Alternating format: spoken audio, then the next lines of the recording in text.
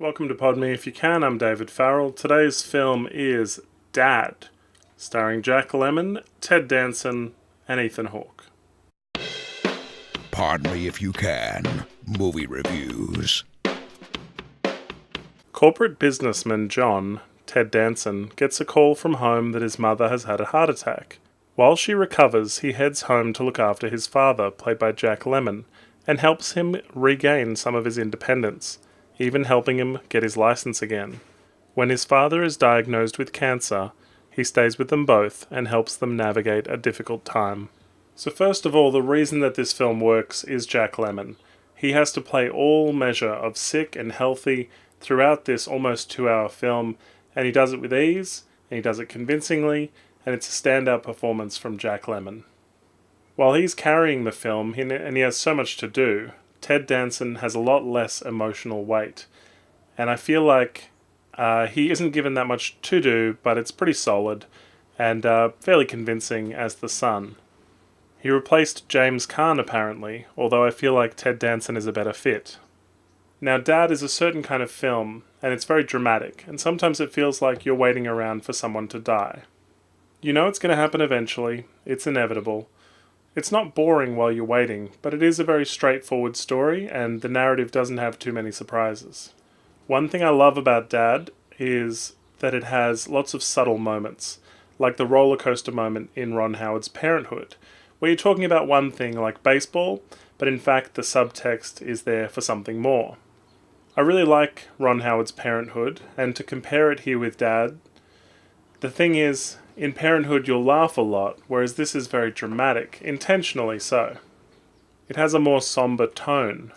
It's not a bad thing, and you still probably enjoy this film. It's well made, produced by Spielberg, and it just feels like you need to be in a certain mood to sit through it.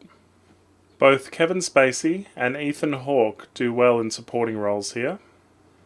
Ethan Hawke plays Ted Danson's character's son, and completes the 3 generations of men.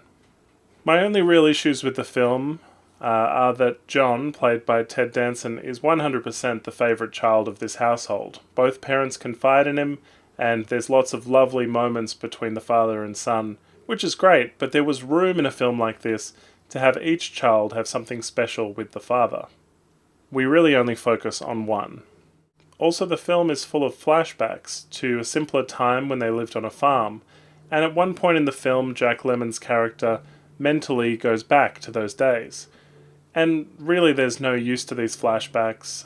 They're just there to add some colour and texture to the film, but they easily could have ended up on the cutting room floor. No great revelation comes from these flashbacks. And they could have been lost to reduce the 2-hour runtime. It's a nice film, you know, and the character of John does realise the folly of his own parenting, and now wants and needs a relationship with his son, played by Ethan Hawke. I don't know a lot about you. Well, let's see, I'm 5'11". I like sports, I'm into bikes. Don't do that. Don't make a joke. You know, we always do that. We come close to saying something real, and then one of us makes a joke. Talk to me. It's a good movie, it's just fairly straightforward, and you'll guess most of the emotional beats. You'll probably want to watch Dad with tissues, and be prepared to call your father afterwards. Thanks for watching. If you like what you see, please hit the subscribe button. Like us on Facebook and follow us on Twitter. Check out our podcast at www.podmeifyoucan.com.